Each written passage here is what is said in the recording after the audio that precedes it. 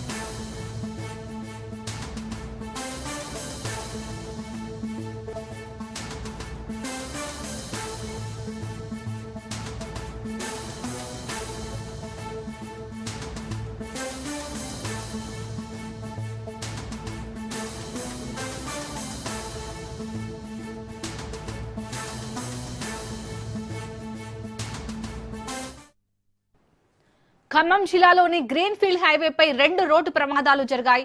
Tallada Chennur greenfield హైవేపై water tanker కారులు ఢీకొనగా వైరా గ్రీన్ఫీల్డ్ హైవేపై మరో 2 కార్లు ప్రమాదానికి గురయ్యాయి. అయితే ఈ ప్రమాదం నుంచి ప్రయాణికులంతా గాయాలతో బయటపడగా ఆసుపత్రికి తరలించారు. పొగమంచు కారణంగా ప్రమాదాలు జరిగాయని వాహనదారులు, స్థానికులు చెబుతున్నారు.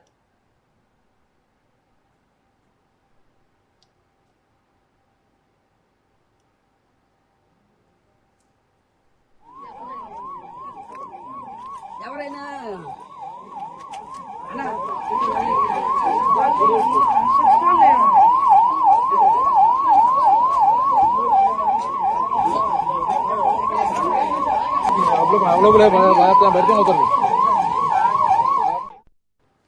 ఖమ్మం జిల్లాలోని గ్రీన్ఫీల్డ్ హైవేపై 2 రోడ్డు ప్రమాదాలు జరిగాయి. తల్లాడ చెన్నూరు గ్రీన్ఫీల్డ్ హైవేపై వాటర్ ట్యాంకర్ కారులు ఢీకొనగా వైరా గ్రీన్ఫీల్డ్ హైవేపై మరో 2 కార్లు ప్రమాదానికి గురయ్యాయి. అయితే ఈ ప్రమాదం నుంచి ప్రయాణికులంతా గాయాలతో బయటపడగా ఆసుపత్రికి తరలించారు. పొగమంచు కారణంగా ప్రమాదాలు జరిగాయని వాహనదారులు, స్థానికులు చెబుతున్నారు. ఇదే అంశానికి సంబంధించి పూర్తి డీటెయిల్స్ ని మా ప్రతినిధి ఉపేందర్ అందిస్తారు. ఉపేందర్, ఈ ప్రమాదానికి కారణం పొగమంచుగానే తెలుస్తుంది. ఏ సమయంలో ఈ ప్రమాదాలు జరిగాయి?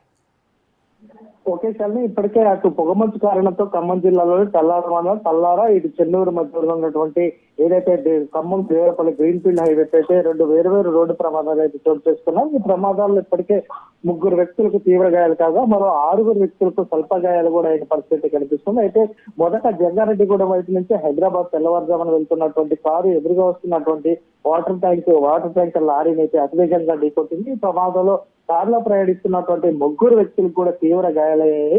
అయితే దాని వెనకనే వస్తున్నటువంటి మరో 2 కార్లు కూడా అతివేగంగా ఢీకొనడంతో కారులో ప్రయాణిస్తున్నటువంటి పలువురికి కూడా స్వల్ప గాయాలైన పరిస్థితి కనిపిస్తుంది. ఇక మరొక ఘటన ఏదైతే 5 కిలోమీటర్ల దూరంలోనే సోమవారం గ్రామ సమీపంలో కూడా ఇటు వైరా నియోజకవర్గంలో ఉంటుంది. మరో 2 కార్లు ఎదురెదురుగా ఢీకొనడంతో 3 వ్యక్తులకు కూడా తీవ్ర గాయాలైన పరిస్థితి కనిపిస్తుంది. ఇక వెంటనే విషయం తెలుసుకున్నటువంటి కల్లాడ పోలీసులు వైరా ఎస్ఐ రామారావు, అటు వెంకటకృష్ణ స్థానిక పోలీసులు 3 అంబులెన్స్లను అయితే ఏర్పాటు చేశారు. గాయపడ్డ వారినందరినీ కూడా ఖమ్మం ప్రభుత్వ ఆసుపత్రికి అయితే తరలించిన పరిస్థితి కనిపిస్తుంది. ఏదైతే ఖమ్మం దేవరపల్లి గ్రీన్ఫీల్డ్ హైవే అయితే రహదారి పూర్తిగా ప్రారంభం కాకముందే 2 రోడ్డు ప్రమాదాలు జరగడంతో కూడా అటు వాహనదారులు కావచ్చు, అటు విధంగా చుట్టుపక్కల గ్రామాలు కూడా కొంత ఆందోళన చెందుతున్న పరిస్థితి కనిపిస్తుంది. అయితే ఉదయం తెల్లవారుజామున పొగమంచు కారణంగానే ఈ ప్రమాదం జరిగిందని చెప్పేసి అయితే వాహనదారులు అయితే చెప్తున్నారు. దీంతో ఎటు ప్రాణ నష్టం జరగకపోవడంతో పెద్దగా వాహనదారులకు ఊపిరి పీల్చుకున్న పరిస్థితి కనిపిస్తుంది. ఉదయం నుంచి కూడా ఏదైతే పొగమంచు 10 గంటల వరకు కూడా పూర్తిగా పొగ కమ్మడంతోనే ఈ ప్రమాదం జరిగింది. అదేవిధంగా 1 వేను మాత్రమే అనుమతించడంతో 1 వే ఉండడంతో ఈ ప్రమాదం జరిగిందని చెప్పేసి కూడా కొంత ఆరోపణలు వస్తున్నాయి. ఏదేమైనప్పటికీ పొగమంచు కారణంగా మాత్రం ఈ 2 ప్రమాదాల్లో మాత్రం అటు ప్రాణహాని లేకుండా మాత్రం స్వల్ప గాయాలతో మాత్రం ప్రయాణికులు బయటపడ్డారు. Sir right, thank you Upender.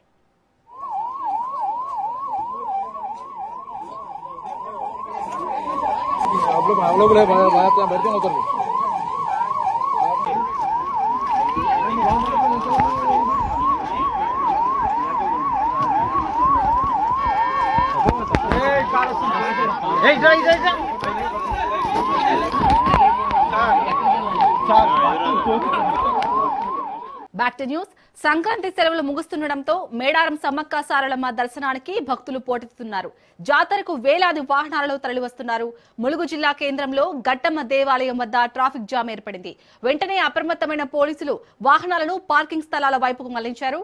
అటు గట్టమ్మ దేవాలయం భక్తులతో కిక్కిరిసిపోయాయి. కాగా మేడారం మహాజాతర ఈ నెల 28 నుంచి 31 వరకు జరగనుంది.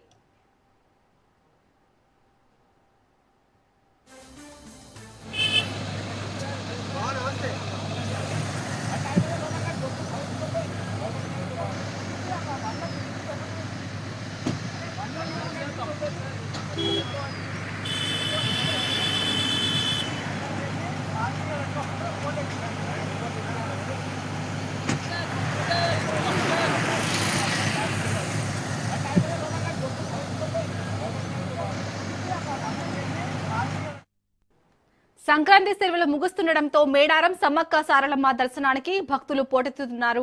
జాతరకు వేలాది వాహనాలలో తరలివస్తున్నారు. ములుగు జిల్లా కేంద్రంలో గట్టమ్మ దేవాలయం వద్ద ట్రాఫిక్ జామ్ ఏర్పడింది. వెంటనే అప్రమత్తమైన పోలీసులు వాహనాలను పార్కింగ్ స్థలాల వైపుకు మళ్లించారు. అటు గట్టమ్మ దేవాలయం భక్తులతో కిక్కిరిసిపోయాయి. కాగా మేడారం మహాజాతర ఈ నెల 28 నుంచి 31 వరకు జరగనుంది. రైట్, ఇదే అంశానికి సంబంధించి పూర్తి డీటెయిల్స్ ని మా ప్రతినిధి చంద్రశేఖర్ అందిస్తారు. చంద్రశేఖర్,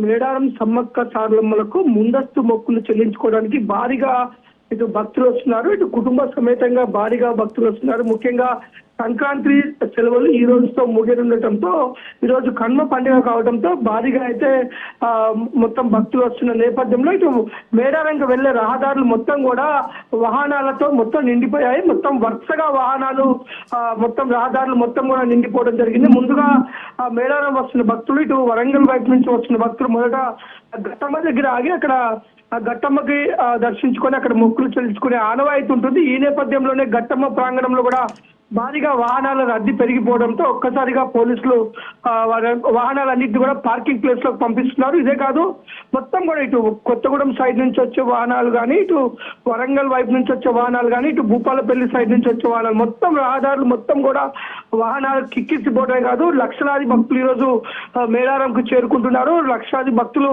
కుటుంబ సమేతంగా వచ్చి వారు పుణ్య జంపన వాగులో స్థానాలు అర్పించి అక్కడ నుంచి వారు నిలువెత్తు బెల్లాన్ని బంగారంగా ఇటు కోళ్లు, మేకలు, పొట్టెళ్లతో అమ్మవారిని దర్శించుకొని మొక్కులు చెల్లించుకొని కుటుంబ సమేతంగా మేడారం ప్రాంగణం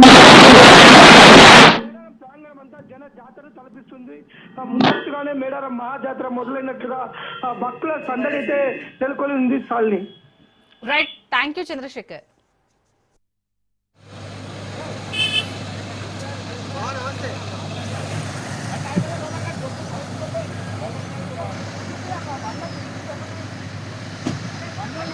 జిల్లా మచిలీపట్నం కొజ్జెల్లిపేటలోని నాగేశ్వర స్వామి వారిని ప్రముఖ సినీ దర్శకుడు మారుతి దర్శించుకున్నారు. ఆలయానికి విచ్చేసిన ఆయనకు ఆలయ అధికారులు ఘన స్వాగతం పలికారు. స్వామివారిని దర్శించుకొని ప్రత్యేక పూజలు, అభిషేకాలు నిర్వహించారు మారుతి. సంక్రాంతి పండుగ ముందు విడుదలైన ప్రభాస్, రాజాసాబ్ సక్సెస్ఫుల్ గా రన్ అవుతుండటం ఆనందంగా ఉందన్నారు మారుతి.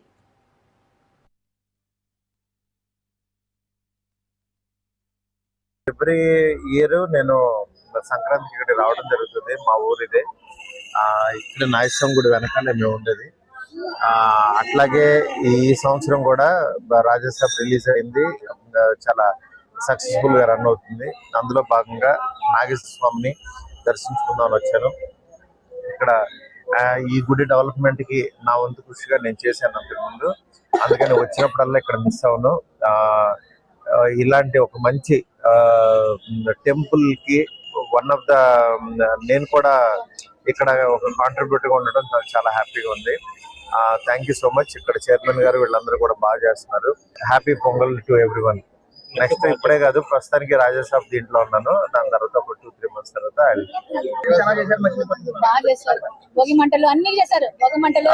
ఏం లేదు, నేను ఇక్కడ వచ్చిన తర్వాత అంటే సెలబ్రేషన్స్ ఏవైతే ఉంటాయో అవి చూశాను. నెక్స్ట్ దగ్గరలో పిఠాపురం అటు కూడా వెళ్ళాను అనమాట.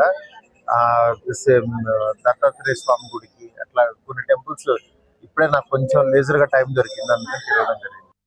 హైదరాబాద్ శివారులో దొంగలు హల్చల్ చేశారు. మేడిపల్లిలోని చెంగిచెర్లలో భారీ చోరీకి పాల్పడ్డారు. 12 ఇళ్లలో దొంగల ముఠా చోరీలు చేసింది.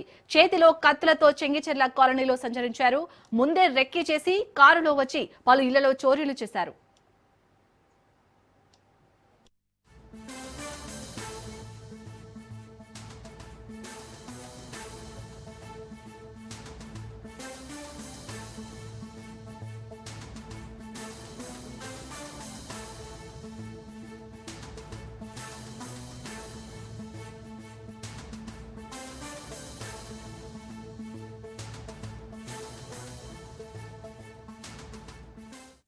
నిర్మల్ జిల్లా ఖానాపూర్ పట్టణంలోని బొడ్డోని కుంటలో మొసలి కలకలం రేపింది. కుంటలో మొసలి ఉన్నట్లు మత్స్యకారులు గుర్తించారు. మత్స్యకారులు మొసలిని చాకచక్యంగా పట్టుకున్నారు. అనంతరం అటవీశాఖ అధికారులకు మొసలిని అప్పగించారు. అధికారులు మొసలిని కడం ప్రాజెక్టులో వదిలిపెట్టారు.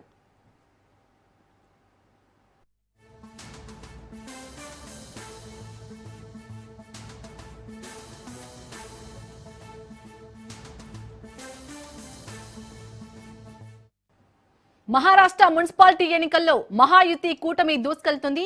మహారాష్ట్రలో 29 కార్పొరేషన్లలో ఓట్ల లెక్కింపు కొనసాగుతుంది. ముంబైలో మహాయుతి కూటమి ఆధిక్యంలో ఉంది. ఇప్పటికే మహాయుతి కూటమి 50కి పైగా స్థానాల్లో లీడ్లో ఉంది. మహాయుతి 55, ఎంవీఏ 35, ఇతరులు 6 స్థానాలు ఆధిక్యంలో ఉన్నారు. అకోలాలో బీజేపీకి కాంగ్రెస్ గట్టి పోటీనిస్తుంది.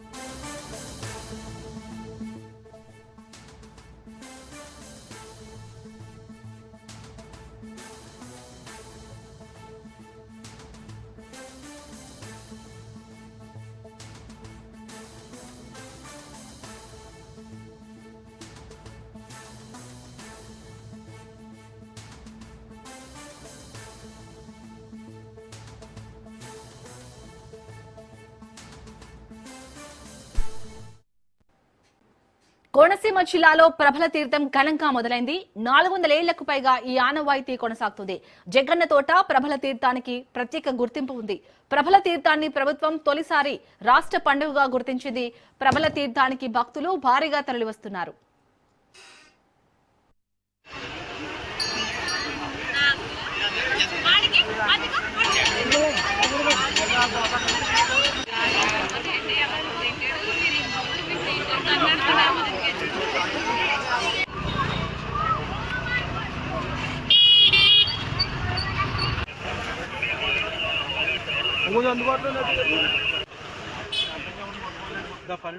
తూర్పుగోదావరి జిల్లా కోనసీమలోని అంబాజీపేట మండలం మొసలపల్లి శివారు జగ్గన్న తోట కొబ్బరి తోటలో మకర సంక్రమణ ఉత్తరాయణ పుణ్యకాలంలో కనుమనాడు ఈ ప్రభల తీర్థం నిర్వహిస్తారు.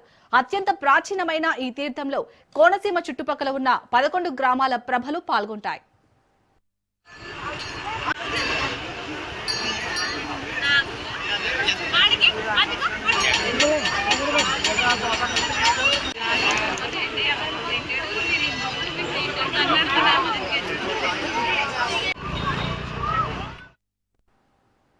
లోక కళ్యాణార్థం ప్రతి సంవత్సరం కనుమ రోజున ఏకాదశ రుద్రులు జగ్గన్న తోటలో సమావేశమవుతారని ప్రతీతి. సుమారు 400 సంవత్సరాల క్రితం 17వ శతాబ్దంలో కనుమ రోజున ఏకాదశ రుద్రులు లోక కళ్యాణార్థం జగ్గన్న తోటలో సమావేశమై లోక పరిస్థితుల గురించి చర్చించారని, అప్పటి నుంచి కనుమ రోజున జగ్గన్న తోటలో ప్రబల తీర్థం నిర్వహించబడుతోంది.